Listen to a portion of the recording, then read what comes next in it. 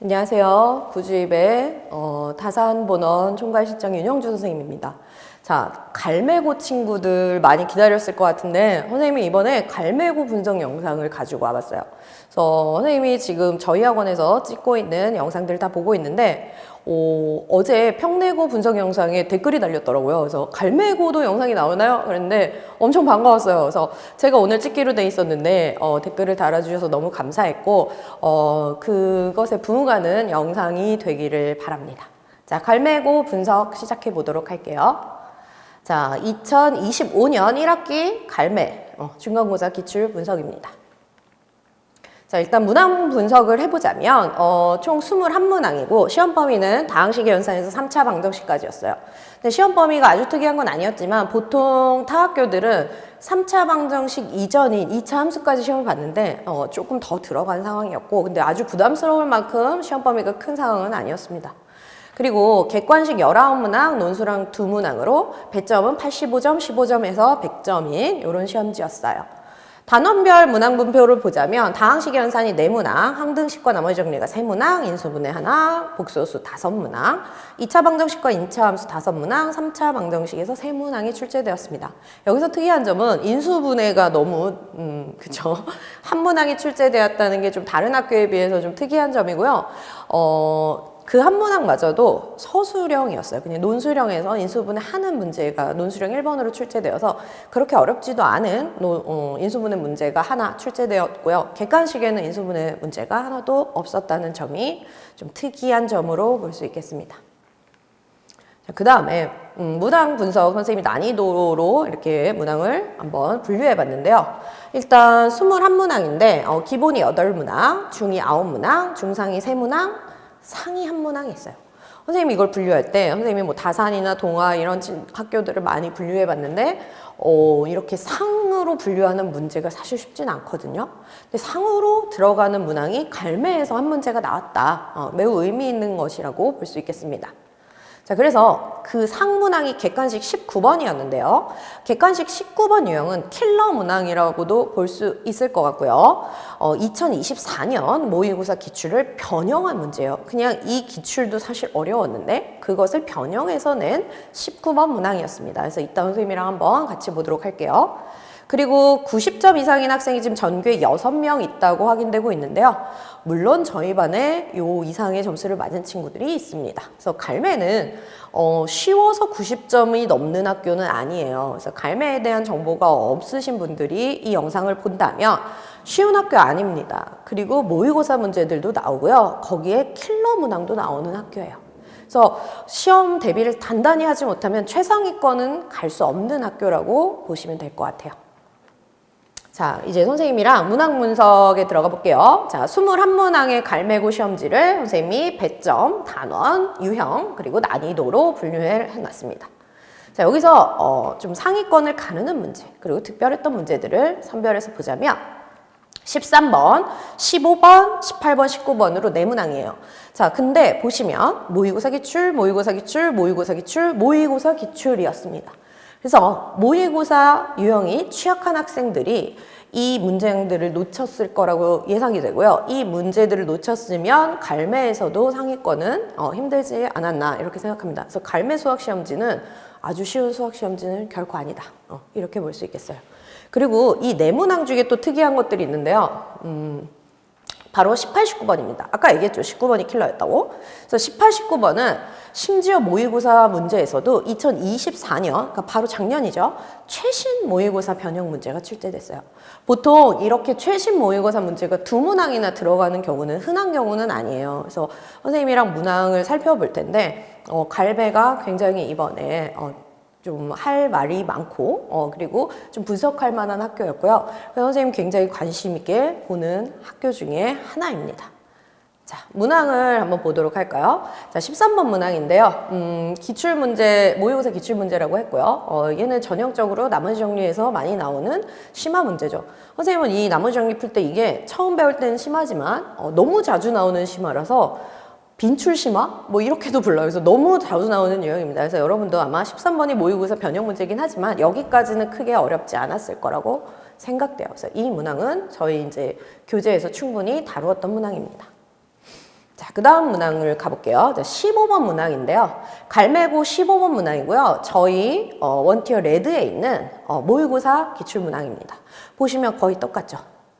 그래서 완전히 모의고사를 그대로 반영한 문제라고 볼 수 있겠고요. 충분히 연습한 친구들은 어렵지 않게 맞췄을 거예요. 숫자도 거의 비슷하고요.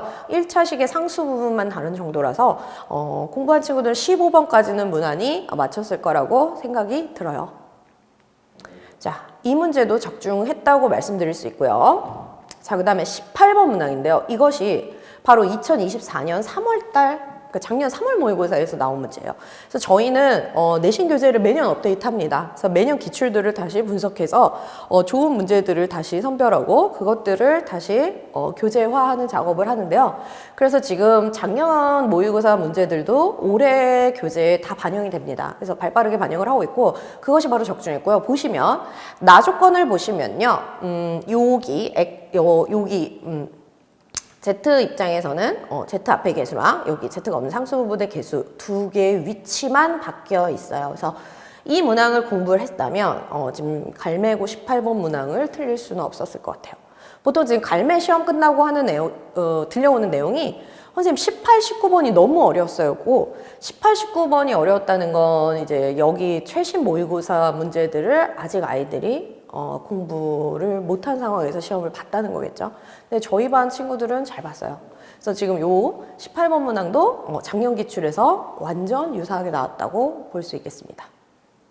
자, 그래서 교재에서 똑같이 나왔다고 자신있게 얘기할 수 있고요.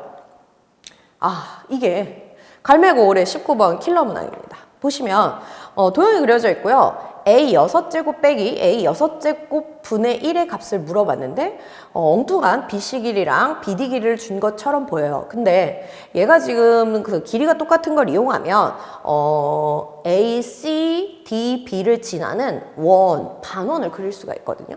근데 이 문제는 사실 이것도 작년 6월 모의고사 문제였어요. 근데 선생님 그림 다른데요. 근데 여기서 요것만 지워서 낸 건데 어떻게 그게 같냐고 볼 수 있냐 뭐 이렇게 생각하신 분들이 있다면 안 풀어본 사람은 이제 그렇게 생각할 수도 있죠. 여기서 보시면 사실 이거의 해설은 이렇게 풀어야 됩니다. 결국엔 보조선을 내려서 삼각형을 만든 다음 피타고라스의 정리를 써야 되니까 이 해설에서 그쵸 이 풀이법에서 요 원 부분만 지운 건데 이 원 부분의 역할은 사실 그렇게 크지 않아요. 문제 풀 때. 그래서 완벽히 모의고사 면역 문제를 볼 수 있고 구하는 값도 a 세제곱 빼기 a 세제곱분의 1이었고요. 지금 저기는 a 6제곱으로 차수만 좀 올라간 거죠. 그래서 이 문항을 충분히 공부했다면 충분히 맞출 수 있었던 문제였어요. 그리고 제가 볼 때는 이게 최신 기출이기도 하고 이 유사 문항이 없어요. 그렇기 때문에 최신 모의고사를 풀지 않았으면 굉장히 생소하게 느껴졌고 5점, 8점, 100점에다가 객관식 마지막 문항이기 때문에 시간도 부족했을 거라고 생각됩니다. 네, 다만 아쉽게도 답이 3번이라 찍어서 맞춘 친구들이 좀 있는 것 같습니다. 근데 어쨌든 분석하기로는 내년에 갈매를 준비하는 친구들한테는 한번 이렇게 나온다 니네 학교가 이러면서 좀 풀려보면 좋을 문제로 18번, 19번을 들 수 있을 것 같아요. 네. 여기까지였고요. 교재 완벽 적중했다고 말씀드리고 한 문제 더 제가 갖고 왔는데 갈매가 아까 논술형이 2문제 출제됐잖아요. 한 문항은 그냥 인수분해 문항이었고요. 마지막 논술형 2번이 요 3차 방정식에서 나왔는데 이 문항은 지금 보시면 완벽히 똑같죠.